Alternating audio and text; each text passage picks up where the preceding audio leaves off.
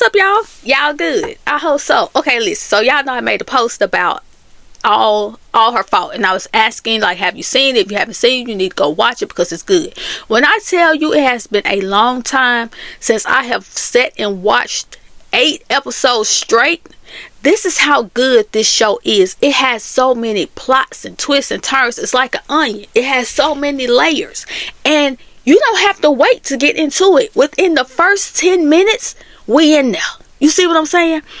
Because, and if you haven't seen it, just hit the like button, click off, and then come back, because there may be just a few little spoilers. But right off rip, when Marissa went to the house to get her son Milo from this play date with a woman that she don't even know like that, you saw this woman at a meet and greet for the new parents at the school and a little bit at a social, and you thought that she was just so sweet and so cool that you said yes to a text message asking if your child could spend time with her child on a play date.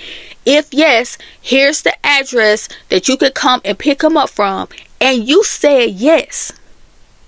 You didn't try to call the woman or nothing. You just said yes. So you get to the address that was sent to you, knock on the door, ring the doorbell. An older woman come to the door. You say, hey, I'm here to pick up my son Milo from the play date. And she looking at you like, baby, what you talking about? Because ain't no look here's here. This just me. This my house. And you're looking like, huh? So you show her the text and say, now correct me if I'm wrong. I just want to make sure I'm not losing my mind. This is the address, right? And she's like, yeah, it's the address, but I'm telling you, ain't no little kids here. Now you setting up the panic. It's starting to set in. So she tell you, come on in. You know what? We'll figure it out together. So you get in the house. She was like, well, have you tried to call the number? You call the number.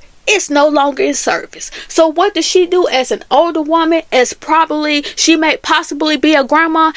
How long have you known the lady? Is this your first time talking to her?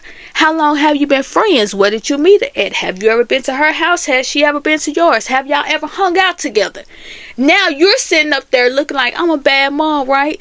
Yes, that's why they say it's your fault. Because now you don't know where your child is, because you said yes to Jenny about, can your child come over there for a play date with her son.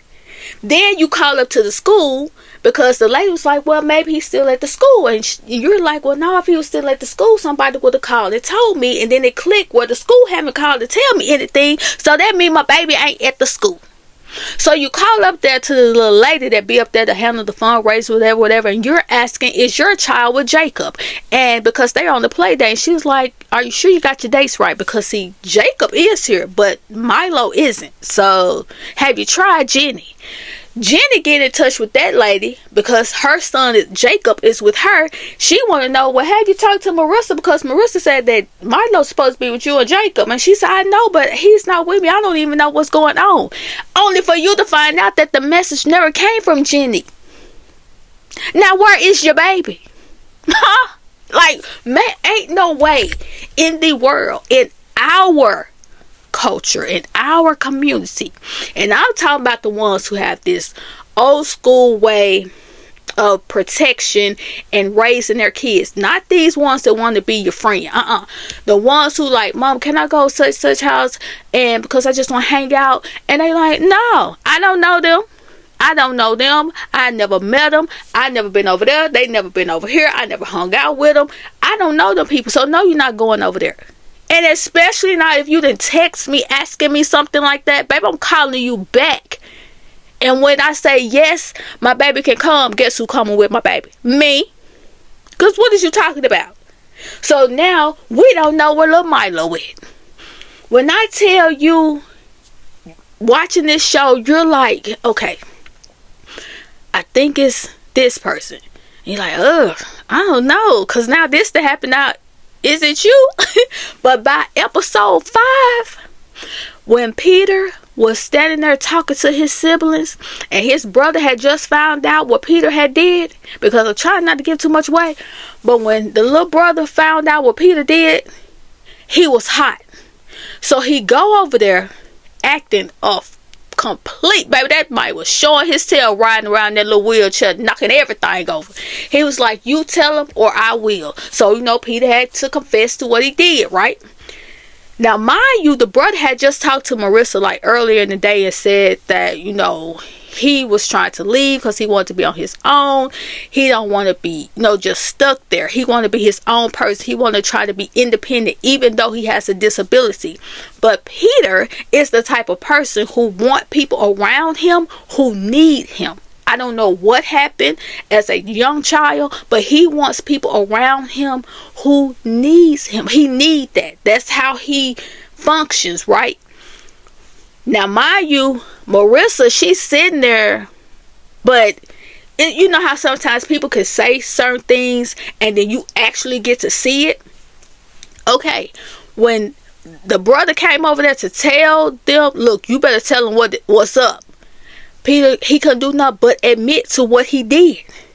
And not only that, as he's talking and running off at the mouth, I'm sitting there like, Peter, you're about to say something that I don't think you want to say. And sure enough, he did.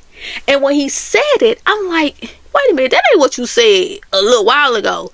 And the brother picked up on it. Now, you can't do nothing. Now you got to continue to tell the truth, right?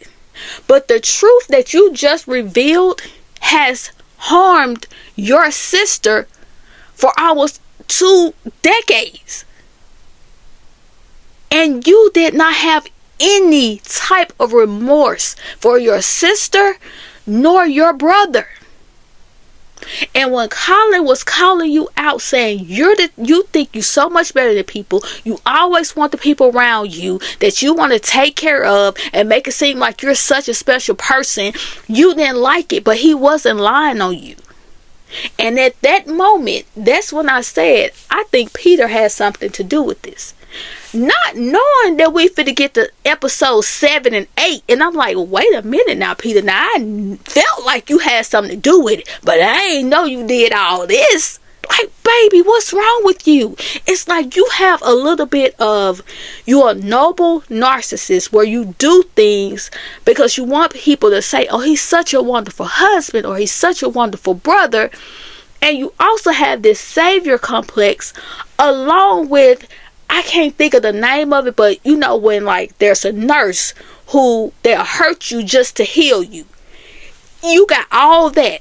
All that is going on with you. And you're also dangerous. You're a dangerous person, Peter.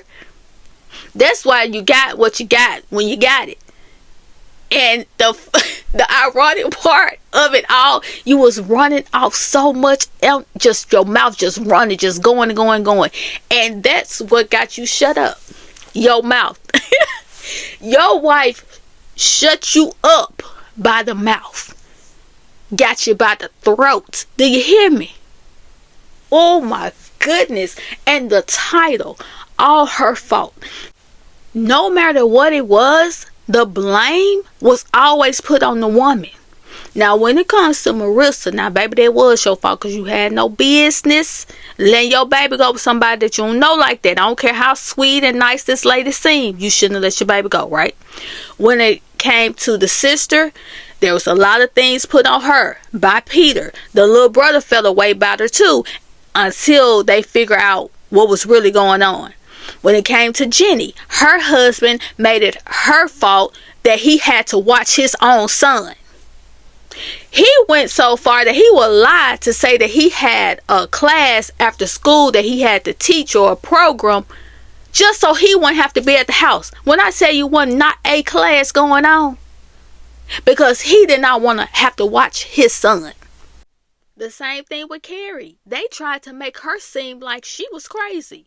Her mama called her crazy, her daddy, her boyfriend ended up calling her crazy, only because she had a neurological condition called synesthesia, where you may say a name or a word and you may see it in color. Because I can't remember what episode it was of Criminal Minds, they had an episode similar to that.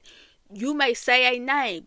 When the person say the name, you may see the name in blue or red or yellow. Or you may say a word and you may actually get this taste in your mouth, or you may have a smell. They made her think that she was crazy because of the things that she was saying and what she was pointing out. And when she said that she knew Milo, she meant that. You see what I'm saying? She meant what she said. And it wasn't until her boyfriend got a chance to see Milo that he believed what she was saying. And the way she, well, I don't want to say that part because I want y'all to see it first. But what Peter did to her father, and for him to try to shut her up the way that he did, is crazy, because how he did her go back to what happened to him. When I tell you, y'all need to go and watch All Her Fault. It is good. If you're one of those true crime type people, you need to check it out, because the layers, it's like the layers never stop. And the way Peter was so insensitive to his sister when they were standing on that balcony, and he tried to make the whole thing with Milo, the whole thing with Colin, her fault, and it was his. I said, yes, this man right here he is insane. This is pure narcissism. It's like you can't take accountability for anything, nothing at all. And all the stuff that has been revealed about you, Peter, it's like it's nothing. You tried to make it seem like it was no big deal. None of it. Because you wanted to be the savior in the whole situation. And Colin and your little brother, they called you out. They saw you for who you really were. That, baby, listen, get on over there to Peacock. I'm trying to tell you. Get over there to Peacock and go ahead and watch All Her Fault. Now, it's a little bit different from the book, but it's still good. It is really good, y'all. And if you have watched it, get down in the comments and let me know what you thought about it, because it's good, y'all. All right? And I'll talk to y'all later.